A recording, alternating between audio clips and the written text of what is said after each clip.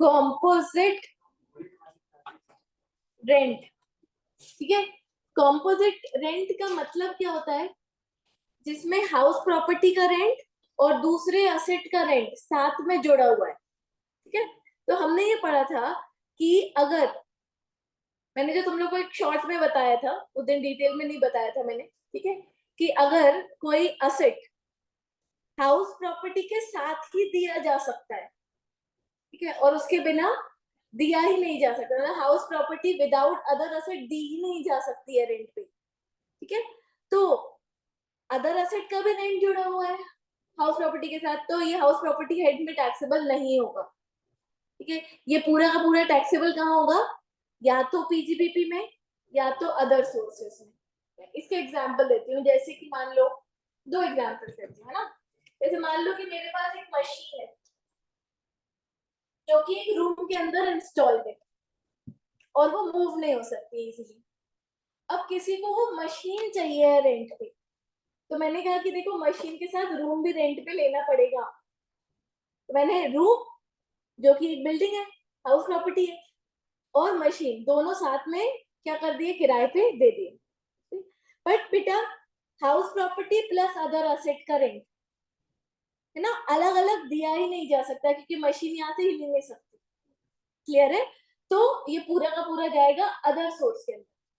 PGBP क्यों नहीं बोला मैंने, क्योंकि वो मशीन को रेंट पे चढ़ाना मेरा बिजनेस नहीं। दूसरा एग्जाम्पल देती हूँ, जैसे मान लो अपन बाहर जाते हैं, होटल में रहते हैं, है ना, होटल भी एक बिल्डिंग है, बिल्डिंग मतलब हाउस प्रॉपर्टी। बट बेटा अगर मान लो होटल खाली हो, उसमें फर्नीचर ना हो, बेड ना हो, ठीक है, टीवी ना हो, ठीक है, आईना ना हो, तो क्या अपन वो होटल का रूम रेंट पे लेंगे, दूसरे होटल चले जाएंगे, ठीक है। हम तो होटल में रुकने जाते हैं, पर हम उस होटल में रुकते हैं, हाँ, कि हमको चाहिए बिल्डिंग प्लस अदर असेट्स पूरे के पूरे, ठीक है। हम अगर अदर असेट्स नहीं है तो हम वो रूम भी रेंट पे नहीं लेंगे, ठीक है। तो अगेन सेपरेबल नहीं है, सेपरेबल नहीं है तो अदर, अब ये कहा जाएगा पीजीबीपी में, क्योंकि होटल चलाना किसका बिजनेस हो सकता है, बिजनेस ही है, समझ में आया, तो पीजीबीपी में चला गया। समझ गए, हाउस प्रॉपर्टी में नहीं आएगा अगर अदर सोर्सेस का, अदर अदर असेट्स का रेंट जुड़ा हुआ है और सेपरेबल नहीं है, ठीक है। अच्छा, इसमें एक दूसरी बात भी आती है कि अग्रीमेंट, मान लो कि सेपरेबल है, मैं एक घर ओन करती हूँ और उसमें मैंने फर्नीचर भी रखा हुआ है, ठीक है, और मैं फुली फर्निश्ड घर रेंट पे चढ़ा रही हूँ, पर वो सेपरेबल तो है, ठीक है। अगर मैं खाली घर पे चढ़ाती तो भी वो रेंट पे चढ़ जाता, ठीक है। तो डिपेंड करेगा अग्रीमेंट के ऊपर, ठीक है। वहां पे हम देखेंगे अग्रीमेंट सेपरेबल बनाया है क्या, सेपरेट एग्रीमेंट बनाया है कि फर्नीचर का इतना और घर का इतना। तो अगर सेपरेट एग्रीमेंट बनाया तो बहुत सिंपल है, घर का जो रेंट है वो हाउस प्रॉपर्टी हेड में टैक्सेबल कर दो, फर्नीचर का जो रेंट है वो अदर सोर्सेज में या पीजीबीपी में टैक्सेबल हो जाएगा, ठीक है। बट अगर अग्रीमेंट मैंने सेपरेबल नहीं बनाया है, मैं तो एक साथ ही रेंट डिटरमाइन करती हूँ, अलग अलग डिटरमाइन ही नहीं करती हूँ, अग्रीमेंट साथ ही में बना हुआ है बेटा, ठीक है। तो फिर वो पूरा का पूरा या तो अदर सोर्स में जाएगा या पीजीबीपी में जाएगा, ठीक है। समझ गए हो पूरा कॉम्पोजिट रेंट का। चलो लिखो, कॉम्पोजिट रेंट ऐसे हेडिंग डालो, लिखो रेंट ऑफ, अरे बना तो रही हो, कॉपी कर लो ना, house property plus rent of other assets।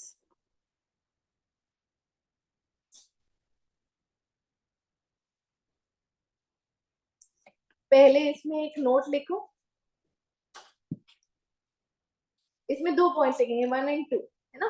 तो फर्स्ट पॉइंट लिखो, इफ लेट आउट प्रॉप, बोल दू ना, हाँ, if let out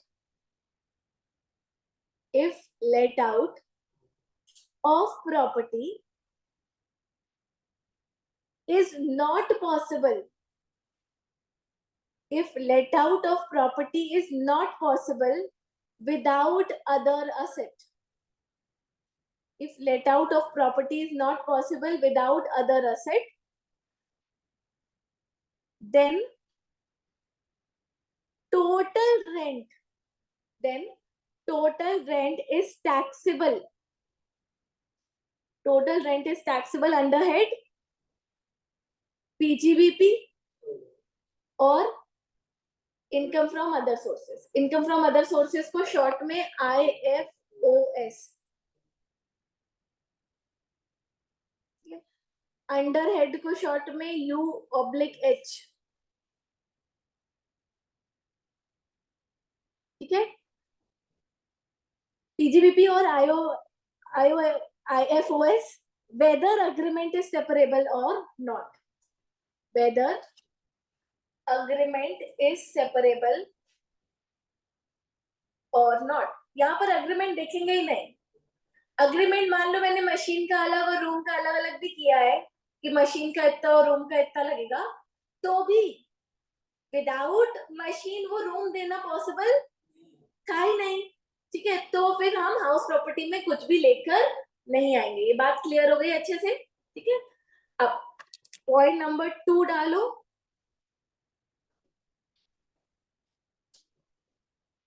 point number 2 में ऐसे चार्ट बनाते हैं अपन. ठीक है. अग्रीमेंट इज सेपरेबल और दूसरा point agreement is not separable. अगर अग्रीमेंट सेपरेबल है तो बहुत सिंपल सी बात है कि rent of house property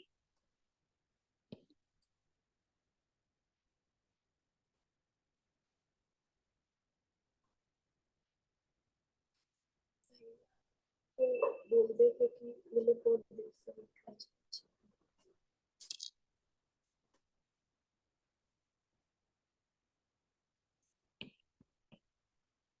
taxable under head house property, income from house property.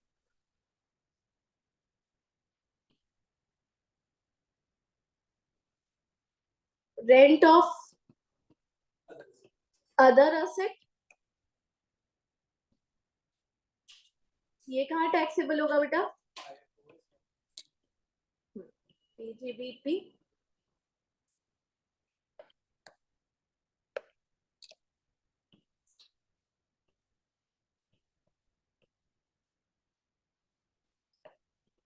और अग्रीमेंट नॉट सेपरेबल,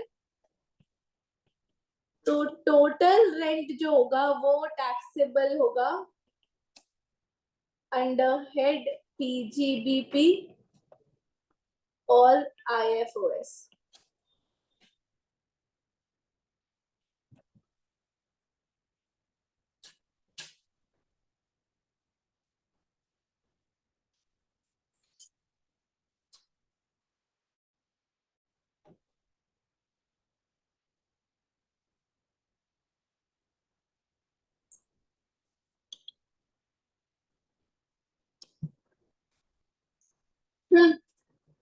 हो गया.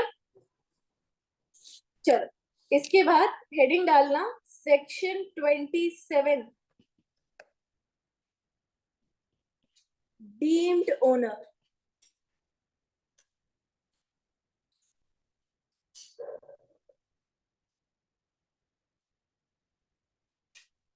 Section 27 deemed owner.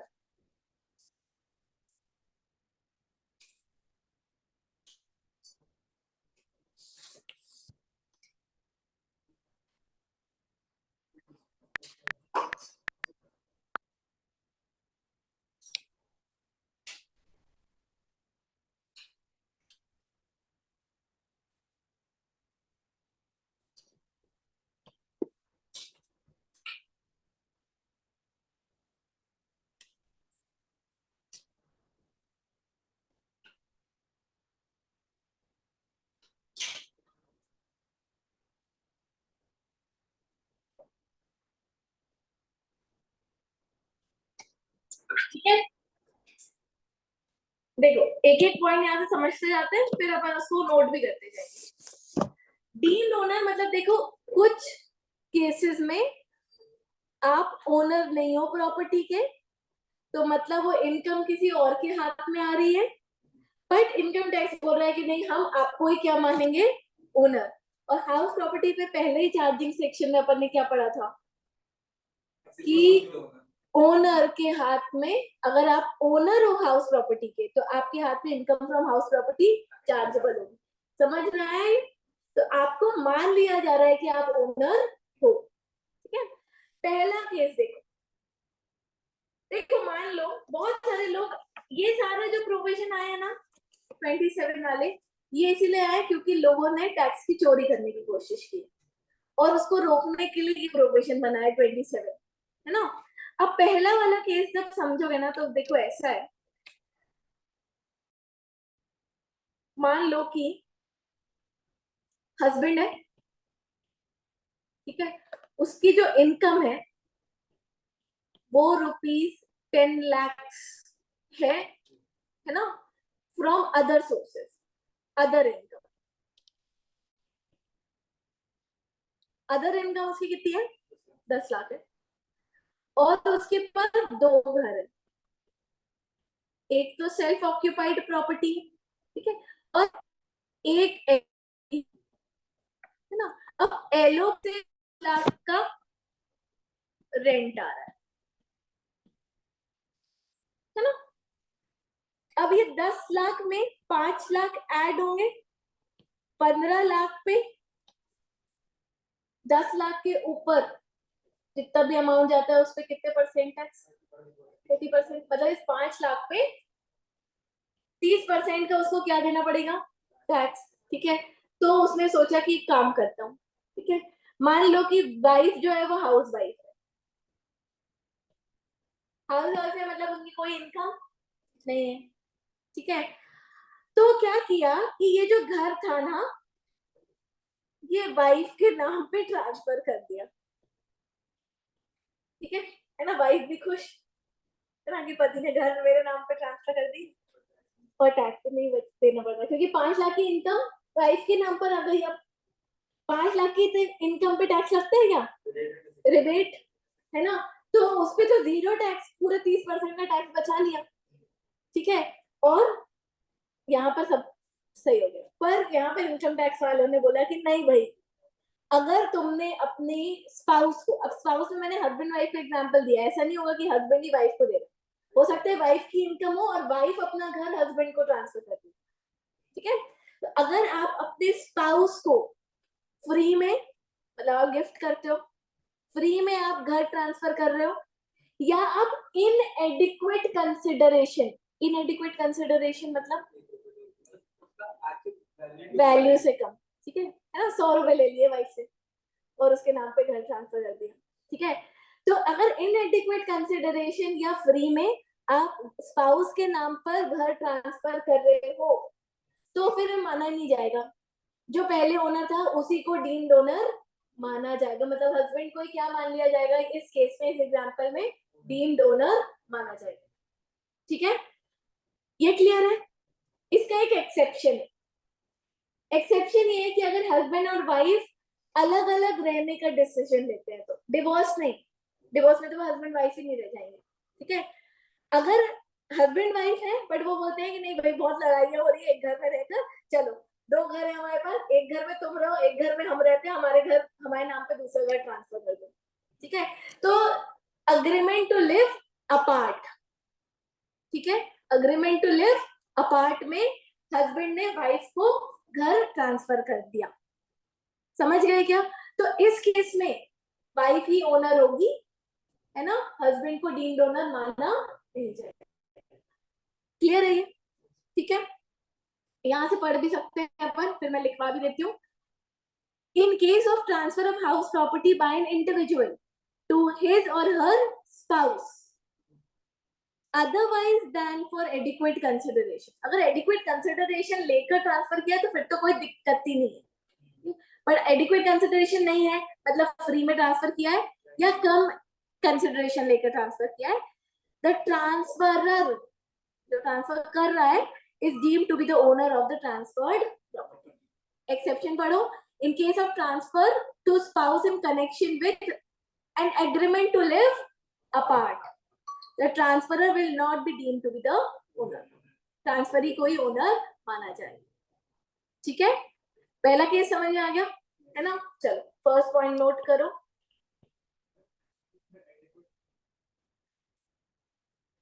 कंसिडरेशन,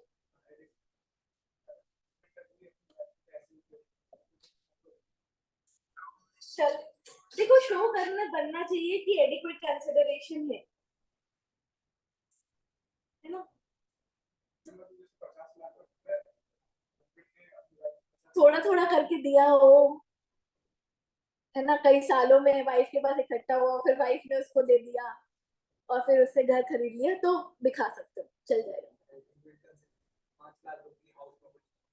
हाँ, तुरंत दोगे तो कैसे प्रूफ करोगे कि एडिक्वेट कंसिडरेशन वाइफ से आए? तुरंत उसको पैसे ट्रांसफर करोगे और उससे फिर ले लोगे, तो कैसे प्रूफ करोगे कि उसी से एडिक्वेट कंसिडरेशन आया? तो बेवकूफ बनाने वाली बात होगी ना, इतना ऐसे बेवकूफ नहीं बना सकते हो। ठीक है, थोड़ा थोड़ा हर साल वाइफ को ऐसे, क्या होता है कि अब जैसे मतलब हाउस वाइफ है तो उसको घर का खर्चा भी दिया जाता है, फिर वो सेव करती रहती है। ठीक है, तो वो पैसे अगर वो थोड़े थोड़े जा रहे हैं और फिर वाइफ एडिक्वेट कंसिडरेशन लेके हस्बैंड से घर खरीद ले, तो चलेगा, कर लेना, ऐसे ट्रैक्स कर लेना, है ना। चलो अभी इसको ड्रॉ कर रहे हो, किसी को लिखवा दूं? बनाओ जी। पहले लिखवा दो, चलो लिखो, बनाओ जल्दी। ट्रांसफर टू वाइफ हो गया है ये घर फॉर,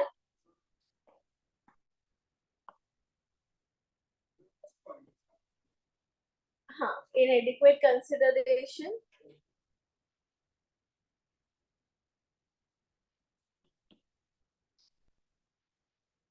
ठीक है। तो ये 5 लाख किसके हाथ में टैक्सेबल होंगे?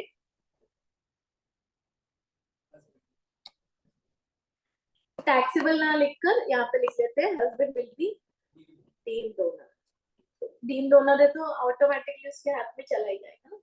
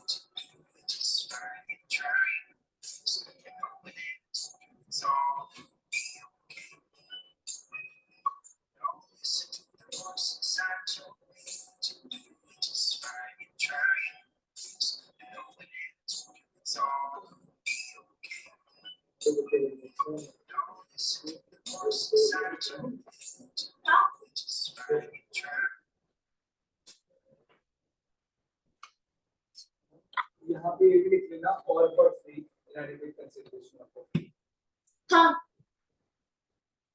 ठीक है, लिखो, मैं डिक्टेट कर रही हूँ। If any individual, if any individual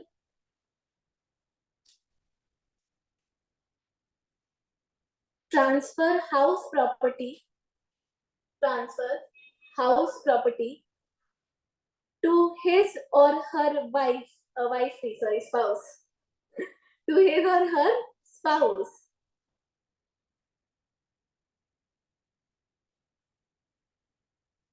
for free or inadequate consideration,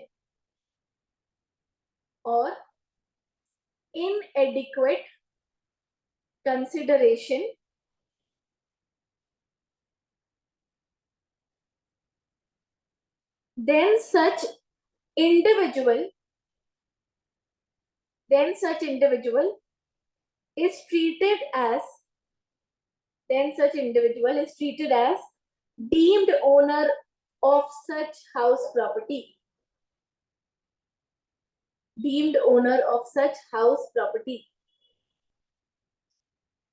Exception, नीचे की लाइन में एक्सेप्शन लिखो. Transfer in connection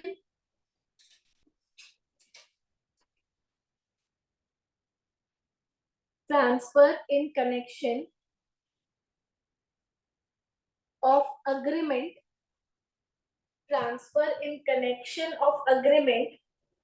to live apart.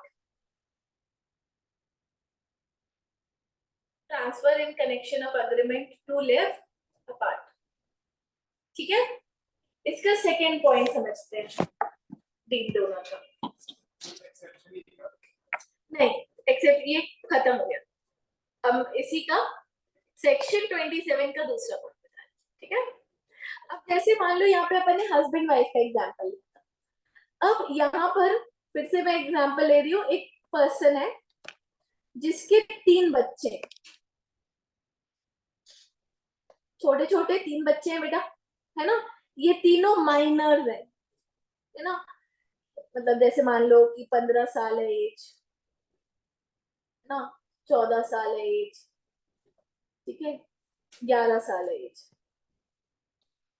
ठीक है, हाँ, 3 बच्चे, तीनों माइनर है ना. अब इसके बाद भी 2 घर हैं, एक एसओपी है और एक एलओपी है. ठीक है, और इसकी इनकम भी मान ले भाई सेम एग्जांपल 10 लाख है अदर इनकम, और एलओपी से इसको इनकम आ रही है 5 लाख, है ना. या एक से ज्यादा एलओपी भी हो सकते हैं इसके पास. ये सब एलओपी है मान लो, है ना. अब ये होता है कि ये एलओपी वाली इनकम पूरे 30% के रेट में जा रही है या 20% के रेट में जा रही है, जो भी केस हो. तो इसने क्या किया, इसने एक एक प्रॉपर्टी अपने बच्चे के नाम पे ट्रांसफर कर दी. ये इसको दे दी, ये इसको दे दी, ये इसको दे दी. ठीक है, तीनों प्रॉपर्टीज माइनर चाइल्ड के हाथ में क्या कर दी, ट्रांसफर. ठीक है, सबकी इनकम 5 लाख से कम थी, तो कोई भी टैक्सेबल नहीं. ठीक है, बट इस केस में भी जो ट्रांसफरर है उसको क्या मान लिया जाएगा, डीम्ड ओनर मान लिया जाएगा. क्लियर है. ठीक है, अगर कोई इंडिविजुअल अपने माइनर बच्चों के नाम पर घर ट्रांसफर करता है तो ट्रांसफरर को क्या मान लिया जाता है, डीम्ड ओनर मान लिया जाता है. इसका भी एक एक्सेप्शन है कि अगर कोई अपनी माइनर मैरिड डॉटर को घर ट्रांसफर करता है. ठीक है, अब लीगल इलीगल में जाएंगे नहीं. ठीक है, कि बाल विवाह करवाना इलीगल है. इनकम टैक्स को इलीगल से कोई मतलब नहीं है ना, टैक्स मतलब है. तो उन्होंने बोला कि अगर माइनर मैरिड डॉटर, क्योंकि मैरिड डॉटर तो दूसरे घर में चली गई ना. ठीक है, दहेज प्रथा भी चलती ही है अभी, है ना. अब दहेज में उसको घर दे दिया. ठीक है, तो फिर माइनर मैरिड डॉटर ही क्या है, ओनर है. उस केस में ट्रांसफरर ओनर नहीं है. ठीक है, ये बात क्लियर हुई. हाँ, चलो लिखो.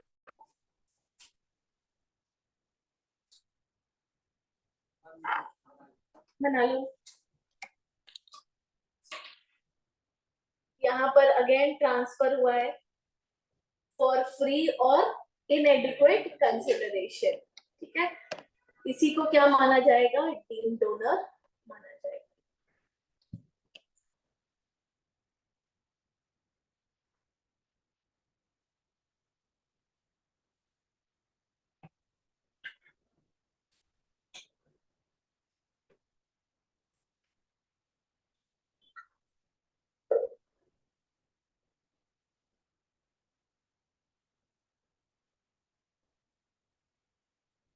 मुझे 5 लाख की कीमत एनर्जी का मिला या कुछ भी कर लो, इसको 1 लाख कर लो, इसको 2 लाख कर लो, बात तो वही होगी, है ना, कि हाँ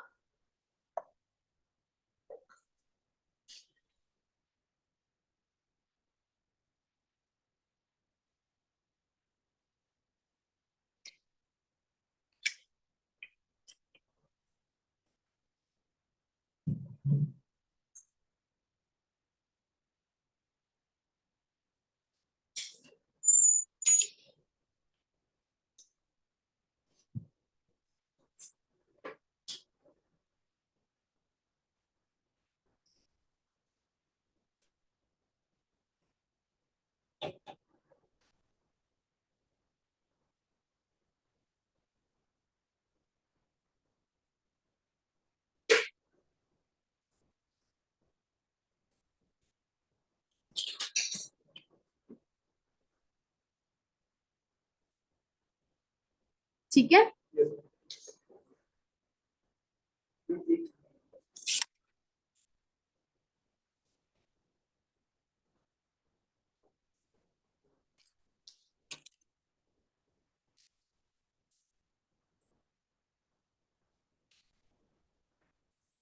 बोलो, देखो, if any individual transfer any house property, if any individual transfer any house property to minor child, for free, or inadequate consideration,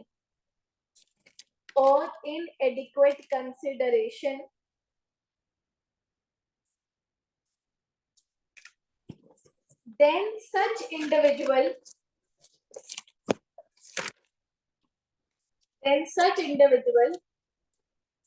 is treated as deemed owner. Then such individual is treated as deemed owner. Exception लिखो,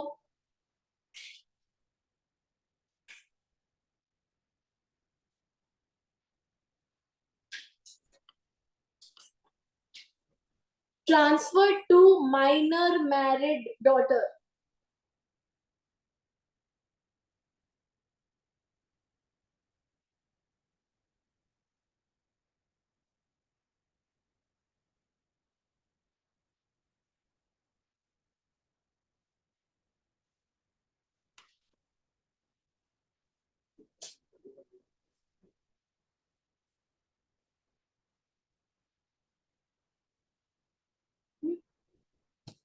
clear है?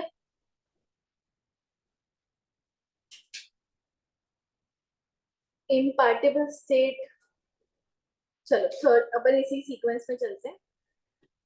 Third, कोई diagram नहीं बना रहे, देखो मान लो क्या लिखा हुआ है, holder of impartible estate. इम्पार्टेबल estate का मतलब है जो प्रॉपर्टी डिवाइड नहीं हो सकती, जिसका पार्टीशन, अब या तो कोई लॉ ने बोल दिया कि वो पार्टीशन नहीं हो सकता, या तो कोई अग्रीमेंट किया होगा जिसके कारण वो पार्टीशन हो ही नहीं सकता, ठीक है। फिर भी मान लो, जैसे मान लो कि एक हवेली है बड़ी, है ना, हवेली है एक राजा की, जिसका पार्टीशन नहीं हो सकता, ठीक है।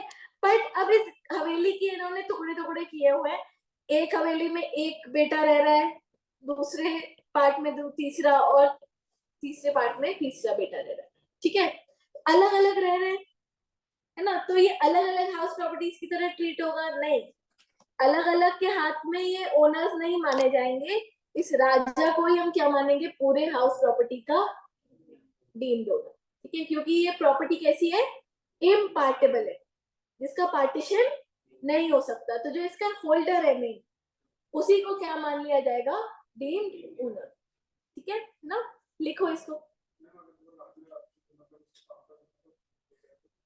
तो जो होल्डर होगा, तो जो होल्डर होगा वो माना जाएगा, जो बड़ा ईटा होगा या जो भी है, ठीक है, जो तो तीनों के हाथ में फिर वो ही को ओनर्स वाला केस लगाएंगे।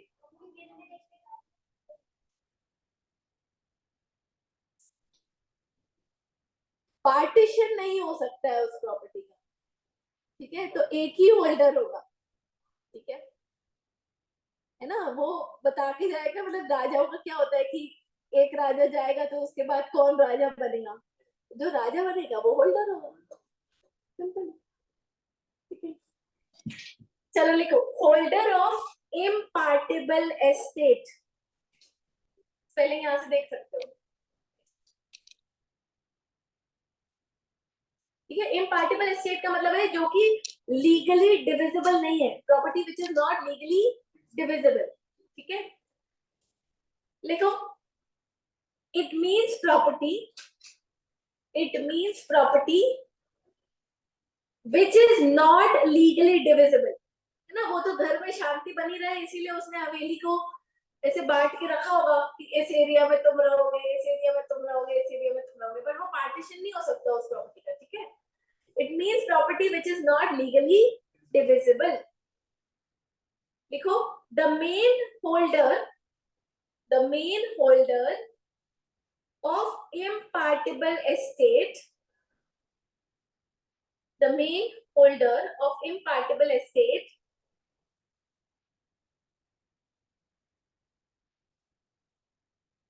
is treated as deemed owner,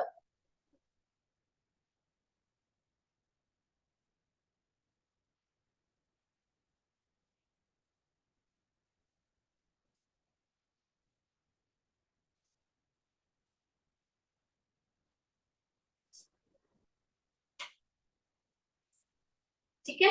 चलो, फोर्थ पॉइंट कोऑपरेटिव सोसाइटी से रिलेटेड है, पहले समझ लो फिर बताती हूँ ना। देखो, मान लो एक कोऑपरेटिव हाउसिंग सोसाइटी है, गोकुल धाम सोसाइटी,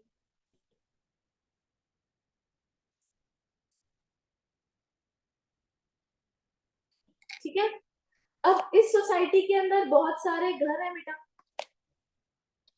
है ना, ठीक है, एक में तारक रहता है, एक में जेठा रहता है, एक में सोडी रहता है, एक में बबीता जी रहती हैं, और अय्यर बबीता एक ही घर पे रहते हैं, भेड़े, पोपटलाल, ठीक है, चलो इतने घर बनाए हुए हैं, ठीक है।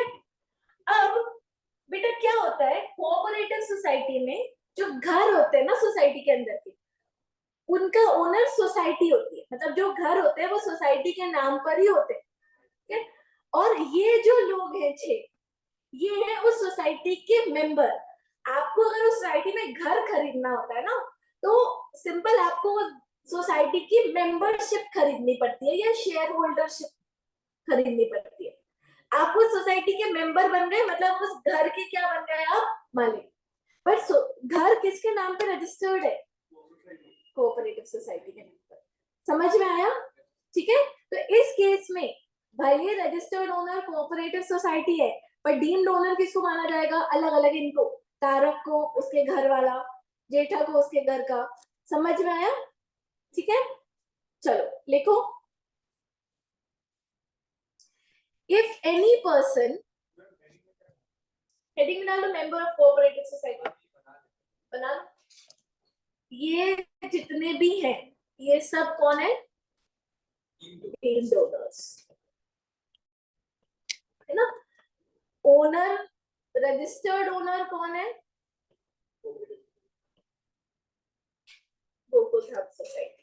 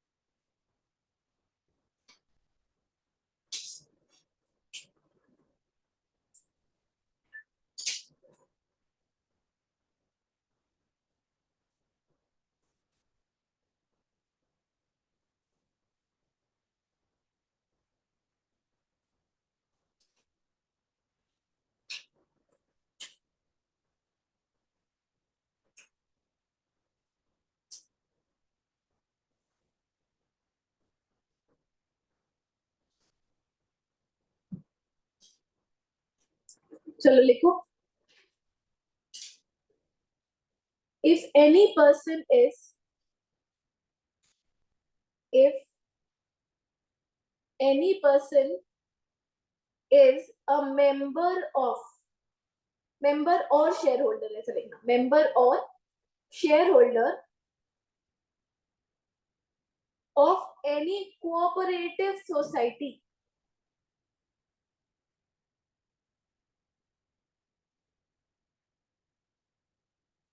then he is treated as, then he is treated as deemed owner, deemed owner of house property, deemed owner of house property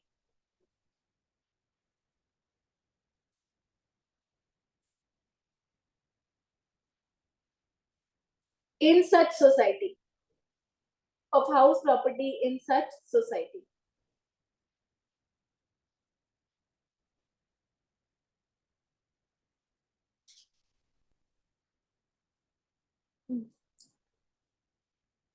है ना. नेक्स्ट वाला पॉइंट समझना कि मान लो कि मैंने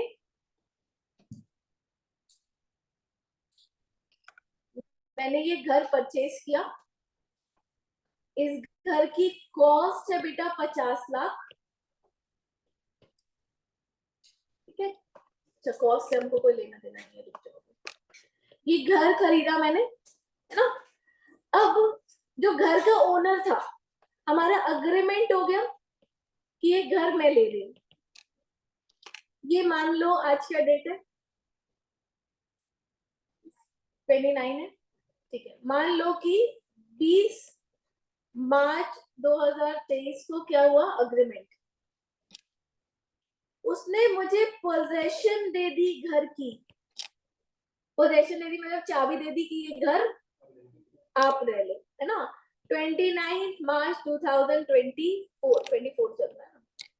ठीक है, मेरे एग्रीमेंट हो गया, ये घर मैं खरीद रही, है ना. पोजेशन भी मुझे मिल गई. बट बेटा घर की एक रजिस्ट्री भी होती है, पता है तुम लोगों को. रजिस्ट्री होने में टाइम लगा. रजिस्ट्री हुई 5 मई 2024 को. ठीक है, फाइनेंशियल ईयर चेंज हो गया, है ना.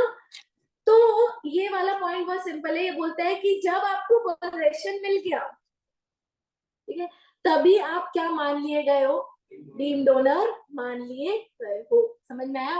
इसको बोलते हैं पार्ट परफॉर्मेंस ऑफ कॉन्ट्रैक्ट. ठीक है, पार्ट परफॉर्मेंस ऑफ कॉन्ट्रैक्ट में अग्रीमेंट हो गया है और आपको पोजेशन मिल गया है. ठीक है, तो आपको पोजेशन की डेट से क्या मान लिया जाएगा, डीम्ड ओनर मान लिया जाएगा. भले रजिस्ट्रेशन क्या हो, रजिस्ट्रेशन होगा तभी तो आप एक्चुअल पेपर में ओनर रहोगे ना. ठीक है, चलो लिख लो इसको, ये एग्जाम्पल लिख लो.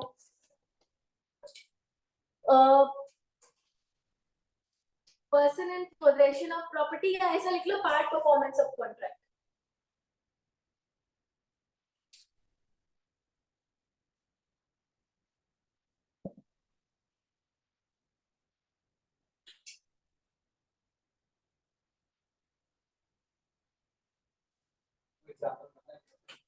कैसे मत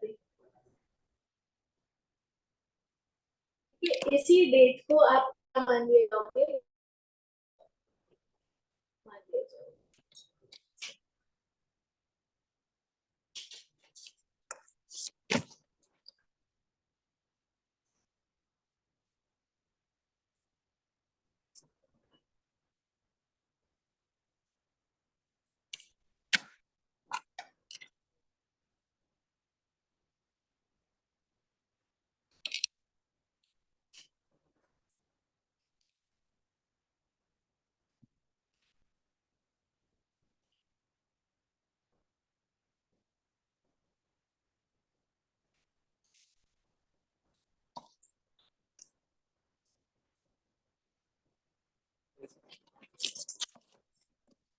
लिखो,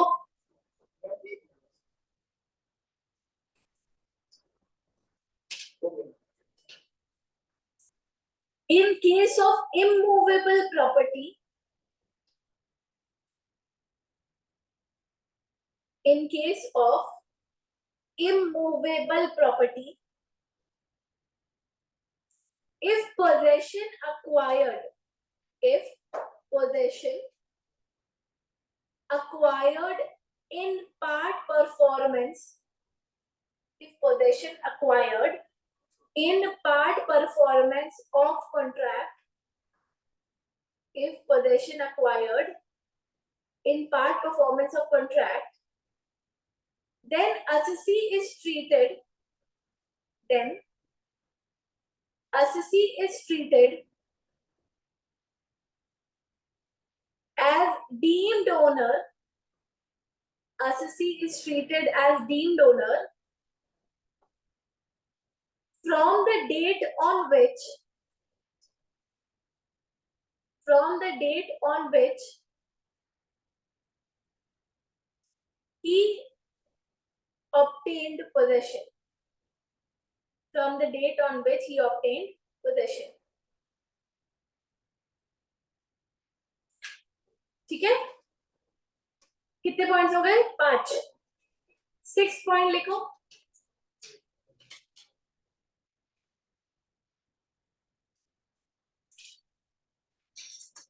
सिक्स पॉइंट लिखो। इफ एनी हाउस प्रॉपर्टी,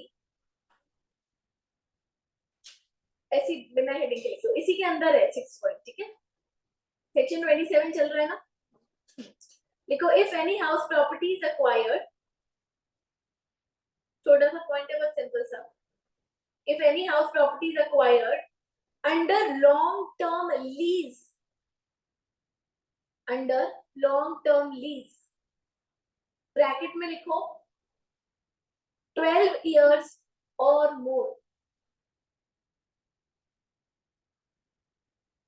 अगर लॉन्ग टर्म लीज में कोई घर अक्वायर किया है, और लॉन्ग टर्म लीज का मतलब है 12 साल या उससे ज्यादा, तो जो अक्वायर है हाउस प्रॉपर्टी का, उसी को डीम्ड ओनर माना जाएगा।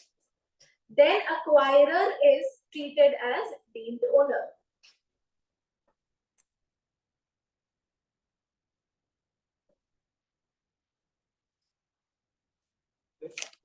Acquirer is treated as deemed owner। ठीक है, सेक्शन 27 खत्म हुआ ना? हाँ।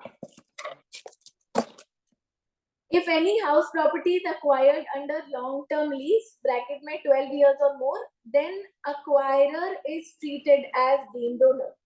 ठीक है, सेक्शन 27 यहाँ पे खत्म होता है अपना, ठीक है। अरे अपन जैसे बहुत बार क्या होता है, जो लोकल अथॉरिटीज होती है, म्यूनिसिपैलिटी होती है, वो लोगों को लीज पे दे देती है बिल्डिंग, ठीक है। अब वो 20 लीज होती है 99 ईयर्स की, ठीक है। तो अगर ऐसे लंबे टाइम के लिए लीज पे लिया है, तो मैंने लीज पे लिया है, तो मुझे ही क्या मान लेंगे? ओनर मान लेंगे, ठीक है। 99 years से ज्यादा की नहीं हो सकती है, कई मतलब होती नहीं है, 99 ईयर्स की मैक्सिमम होती है, उससे ज्यादा होती नहीं है, करते नहीं है मतलब, ठीक है। हाँ, ठीक है, चलो एक हेडिंग और डालो। अब ये 27 खत्म हो चुका है, नेक्स्ट हेडिंग डालो, छोटे छोटे पॉइंट्स हैं बस, है ना, बाकी अपना हाउस प्रॉपर्टी खत्म हो चुका है।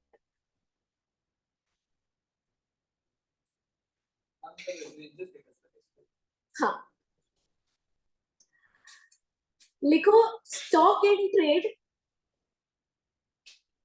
स्टॉक इन ट्रेड, छोटा सा टॉपिक है, stock in trade not let out, stock in trade not let out. अब समझना, ठीक है, बिल्डर वाला केस, ठीक है, अपन ने एसके बिल्डर्स का एग्जांपल लिया था ना, ये बिल्डर है बेटा, है ना, ये हाउस प्रॉपर्टीज बनाता है, ठीक है, और क्या करता है, सेल करता है।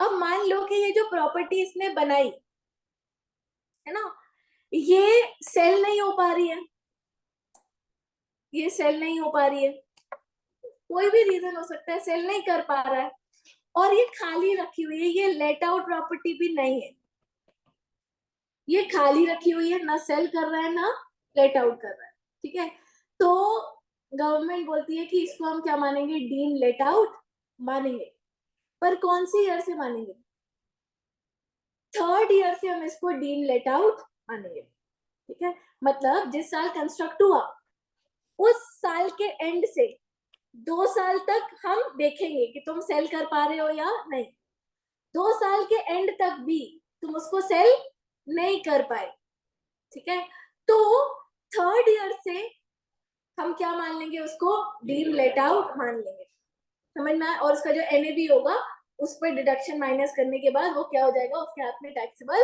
हो जाएगा। क्लियर हुई ये वाली बात, ठीक है, 2 साल तक उसका एनएबी क्या मानेंगे अपन, 0, पर थर्ड ईयर से उसके एनएबी पे क्या लगा देंगे, टैक्स, ठीक है। अब जैसे कि मान लो अपना फाइनेंशियल ईयर 23-24, प्रीवियस ईयर 23-24 चल रहा है ना, यहाँ पर कहीं पर 1 अक्टूबर ले लेते हैं 2023, ठीक है, को कंस्ट्रक्शन क्या हुआ, कंप्लीट,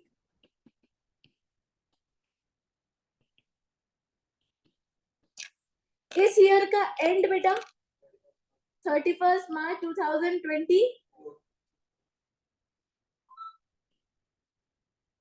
है ना, यहां से इस पॉइंट से 2 साल, मतलब क्या आ जाएगा, 31 मार्च 2026 तक इसका एनएबी क्या मानेंगे, 0, इसका एनएबी क्या मानेंगे, 0, यहाँ पर भी इसका एनएबी क्या है, 0, ठीक है, बट यहां से इसका जो एनएवी होगा वो क्या होगा, टैक्सेबल, ठीक है, समझ गए क्या, हाँ, चलो बना रहे हो, बनाओ,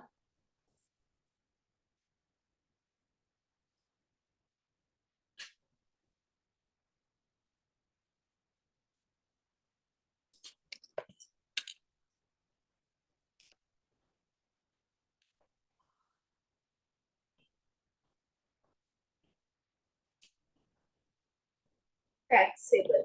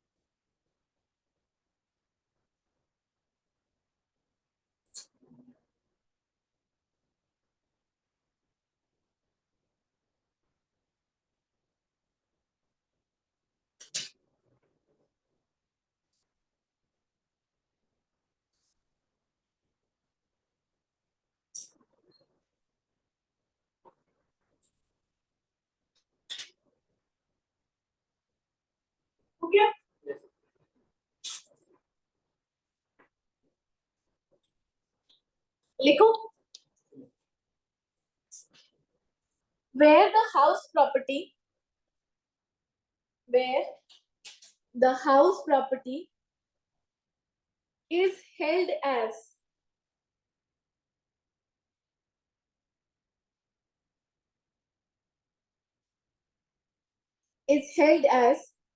stock in trade, where the house property is held as stock in trade and not let out, and not let out during the previous year, and not let out during the previous year, then NAV of such,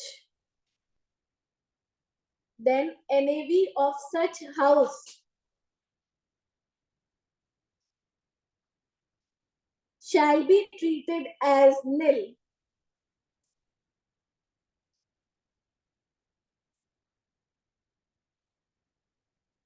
shall be treated as nil for the period of 2 years,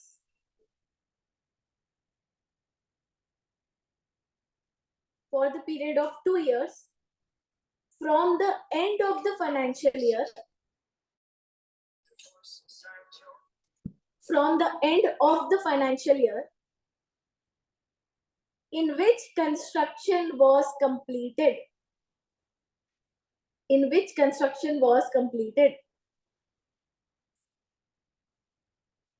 ठीक है, example तुम लोगों ने बना लिया है ना, third year से क्या हो जाएगा, फ्रॉम प्रीवियस ईयर 26 27, ठीक है, वो टैक्सेबल हो जाएगा as DLOP, deemed let out property, ठीक है। एग्जाम्पल को पैराग्राफ में लिखने की जरूरत नहीं है ना, अच्छे से बना लिए। चलो ये वाला इतना ही था, इसमें इतना कोई इंपॉर्टेंट नहीं है। एक पॉइंट और बता देती हूँ, ठीक है, तुम लोगों को याद है default tax regime, normal tax regime, अगर कोई डिफॉल्ट टैक्स रेजीम फॉलो करेगा सिर्फ एसओपी के केस में, एसओपी के केस में उसको इंटरेस्ट का डिडक्शन नहीं मिलेगा, वो 2,30,000 वाली जो डिडक्शन मिलता था ना इंटरेस्ट का, वो नहीं मिलेगा। मतलब एसओपी के केस में जो इनकम आएगी वो आएगी निल पूरे तरीके से, अभी तो नेगेटिव आ जाती थी ना, अगर वो डिफॉल्ट टैक्स रिजीम के अंदर है तो उसकी जो इनकम आएगी वो क्या आएगी, ठीक है, तो वो नोट लिख लो।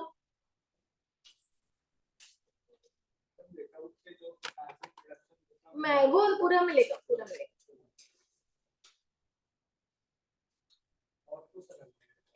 नहीं लिखो, if assessee opt, if assessee opt,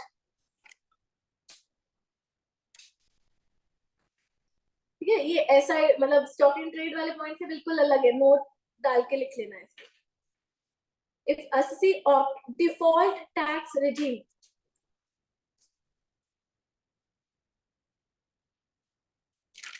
if assessee opt default tax regime under section 115 BAC,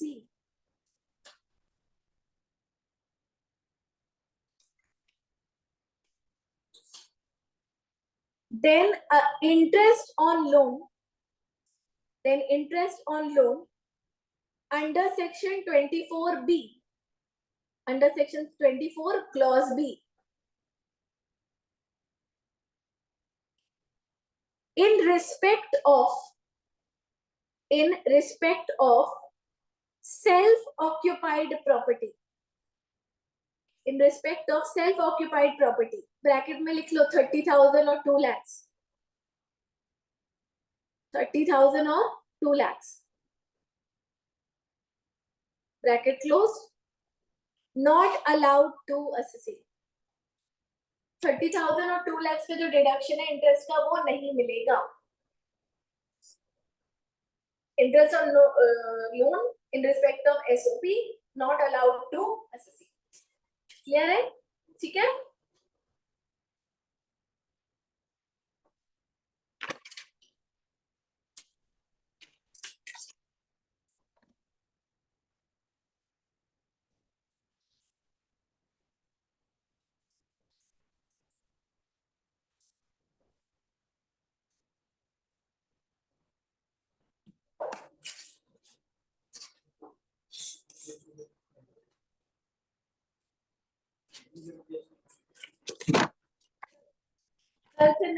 चालू करेंगे, ठीक है। कल से अपन कैपिटल गेन्स, सैलरी इंपॉर्टेंट है इंटर में, पर सैलरी में ना रटने वाला बहुत है, बहुत ज्यादा रटने वाले प्रोविजन है, इसीलिए उसको थोड़ा सा लेट करते हैं, ठीक है, ताकि तुम लोगों को ज्यादा याद रहे उसके प्रोविजंस, है ना। पहले बाकी के हेड्स निपटा लेते हैं।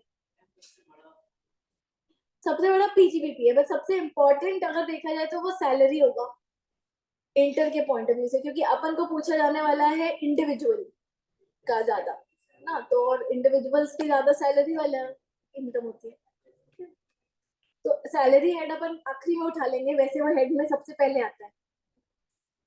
कैपिटल गेन्स कर लेता है, पीजीबीपी अदर सोर्सेस कर लेता है, फिर सैलरी उठाता है, ठीक है।